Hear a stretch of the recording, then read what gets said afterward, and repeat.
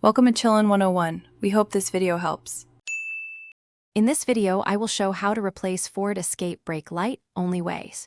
Start by parking on level ground, engaging the parking brake, and disconnecting the negative battery terminal. Wear gloves and safety glasses to protect hands and eyes while working around electrical connectors. Lay out your tools within reach and keep the replacement bulb in its packaging until installation to avoid oil contamination. Take your time and stay calm. With the battery disconnected, open the liftgate and remove the interior trim panel clips so you can access the brake light assembly. Use a trim tool to avoid damaging plastic and set clips aside in a small container for safekeeping.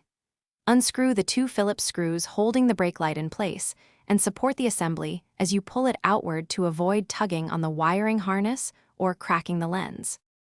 Remove the bulb socket by twisting counterclockwise and carefully pull it out to access the bulb. Grasp the old bulb, pull straight out, and replace it with the new bulb using a clean tissue or gloves to avoid skin oils.